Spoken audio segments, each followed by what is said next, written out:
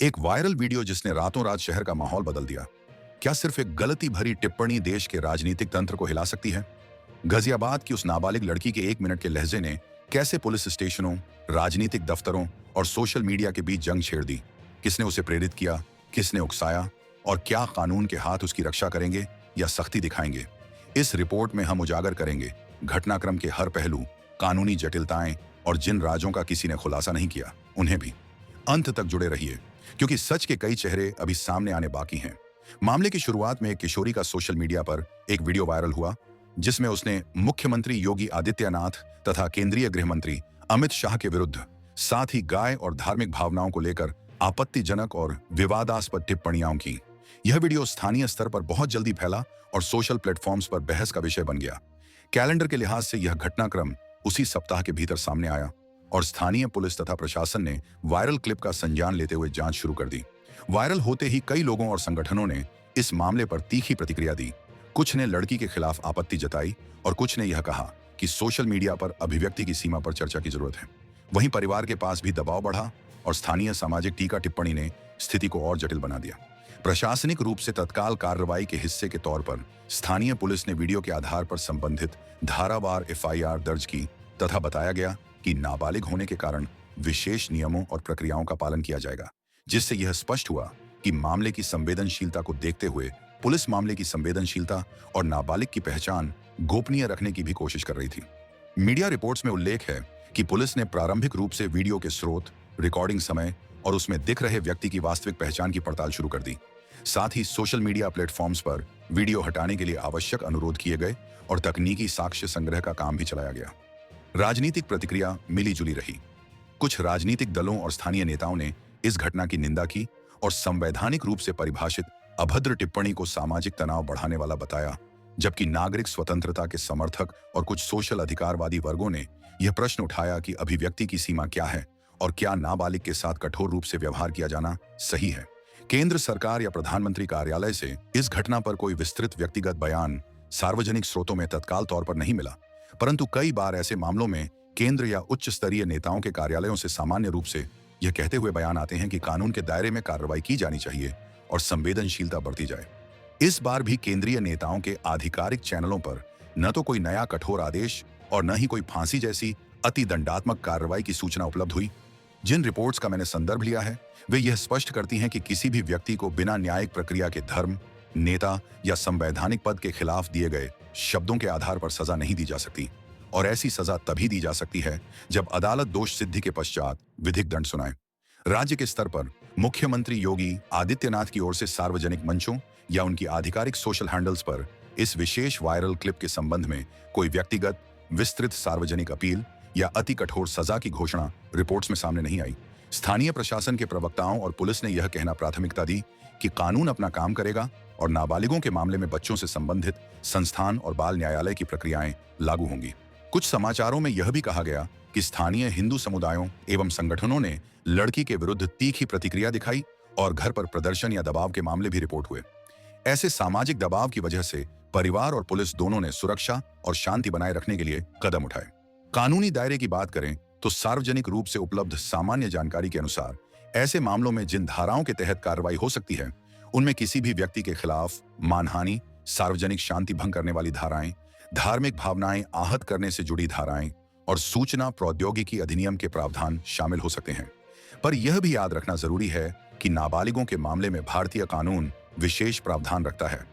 उदाहरण के लिए बालिकाओं बालकों के मामलों को संवेदनशील समझते हुए juvenile justice, care and protection of children act के अंतर्गत गोपनीयता और विशेष सुनवाई की व्यवस्था रहती है और सामान्यतः उनकी पहचान सार्वजनिक रूप से उजागर नहीं की जाती और सजा प्रक्रिया सामान्य आपराधिक मामलों की तरह नहीं चलती।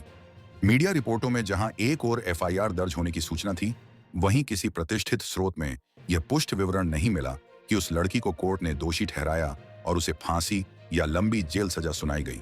इसलिए यह कहना कि उसे फांसी मिली या उसे किसी प्रकार की अवैध कठोर सजा दी गई आरोपात्मक और असत्यापित होगा।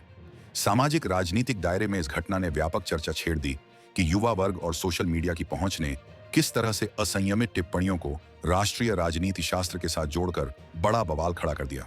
कारण यही है कि एक व्यक्तिगत बयान जो पहले केवल निजी बातचीत में होता, अब सार्वजनिक रूप से वायरल होकर सामाजिक विभाजन को तेज कर देता है और अक्सर व्यक्तिगत जीवन पर कठिन परिणाम लाता है। घटना के नैतिक पहलू पर बहस हुई कि क्या युवाओं को अभिव्यक्ति की आजादी के नाम पर ऐसे बिंदु पर छोड़ देना चाहिए जहां वे बिना समझे समझाए किसी संवेदनशील विषय या धार्मिक प्रतीकों पर टिप्पणी कर देते हैं। और विपक्ष में यह तर्क भी आया कि अभिव्यक्ति की सीमा का ठहराव सरकारों द्वारा कभी-कभी दमनकारी तरीके से उपयोग किया जाता है। इन बहसों में अक्सर कानूनी तर्क और मानवाधिकार चिंताएं टकराती दिखी। स्थानीय पुलिस की जांच में तकनीकी प्रमाण की अहमियत रही, जैसे वीडियो के मेटाडेटा से रिकॉर्डिंग का समय, स्थान अनुमान, किस डिवाइस से अपलोड हुआ आदि। और इसके आधार पर यह देखा जाता है कि क्या यह क्लिप किसी समन्वित प्रचार का हिस्सा है या केवल व्यक्तिगत मौखिक अभिव्यक्ति का द्विसंपादनित रूप। इस प्रकार की जांच में सोशल मीडिया कंपनियों के सहयोग की भी मांग आमतौर पर की जाती है, ताकि आईपी एड्रेस और अकाउंट डिटेल्स की जानकारी प्राप्त की जा सके। जिन रिपोर्ट्स का उपयोग कर यह समेकित लेख तैयार किया गया, उनमें कोर्ट के किसी निर्णायक आदेश का उल्लेख नहीं था और यह साफ लिखा गया कि मामले की कानूनी परिणति अभी प्रक्रियाधीन है और पुलिस रिपोर्ट तथा सरकारी बृहद बयान के आधार पर ही आगे स्थिति स्पष्ट होगी। इसके अलावा कुछ चैनलों और पत्रकारों ने यह भी उठाया कि वायरल वीडियो के प्रसार के दौरान फेक न्यूज और एडिटेड क्लिप्स की भरमार रहती है, इसलिए किसी भी वीडियो के आधार पर तुरंत कड़ी कार्रवाई से पहले उसकी प्रामाणिकता की जांच अनिवार्य है। यही वजह है कि प्रशासन ने शुरुआती तौर पर तकनीकी सत्यापन और बाल रक्षा प्रावधानों का हवाला दिया। यदि बात यह उठती है कि किसने लड़की को गाली देने के लिए उकसाया या किन हालातों में उसने यह टिप्पणी की, तो साक्ष्य यह दर्शाते हैं कि कई बार किसी व्यंग्यात्मक संदर्भ या किसी व्यक्तिगत झड़प के कारण भी लोग तीखी भाषा का इस्तेमाल कर लेते हैं। परंतु वायरल क्लिप का सामाजिक असर तब और अधिक बढ़ जाता है जब बड़े बड़े नेताओं के नाम प्रयुक्त हों, क्योंकि इससे राजनीतिक ध्रुवीकरण और सामाजिक असहिष्णुता दोनों बढ़ते हैं। इसीलिए राजनीतिक नेतृत्व तथा प्रशासन अक्सर सार्वजनिक शांतिपूर्ण माहौल बनाए रखने के लिए त्वरित कदम उठाते हैं। केंद्रीय नेताओं जैसे अमित शाह या प्रधानमंत्री के नाम से जुड़ी हुई प्रतिक्रियाएं हर मामले में अलग अलग समय पर आती हैं। इस घटना के संदर्भ में सार्वजनिक रिकॉर्ड में अमित शाह या प्रधानमंत्री द्वारा कोई व्यक्तिगत टिप्पणी उपलब्ध नहीं हुई, परंतु यह सामान्य प्रशासनिक प्रक्रिया रही कि राज्य सरकार और पुलिस अपने दायित्व निभाए और किसी भी प्रकार के कानून शोषण की सूचना मिले तो उसका पालन हो। मीडिया निरपेक्ष दृष्टि से यह मामला एक चेतावनी की तरह देखा गया कि डिजिटल युग में नाबालिगों की अभिव्यक्ति और उनकी सुरक्षा के बीच नाजुक संतुलन बनाए रखना कितना महत्वपूर्ण है, और साथ ही यह भी कि जनहित के मामलों में सोशल मीडिया की तेजी से फैलती सूचनाएं लोकतंत्र के लिए चुनौती बन सकती हैं, यदि उन्हें सावधानीपूर्वक सत्यापित न किया जाए। निष्कर्षतः उपलब्ध पुष्ट सूचनाओं और आधिकारिक बयानों के आधार पर कहा जा सकता है कि वायरल वीडियो के बाद स्थानीय पुलिस ने एफआईआर दर्ज की, जांच चल रही है। नाबालिग की पहचान और उसकी सुरक्षा को देखते हुए गोपनीयता बढ़ती जा रही है और किसी भी तरह की फांसी या दीर्घकालिक जेल सजा के बारे में कोई प्रतिष्ठित स्रोत ने पुष्टि नहीं की।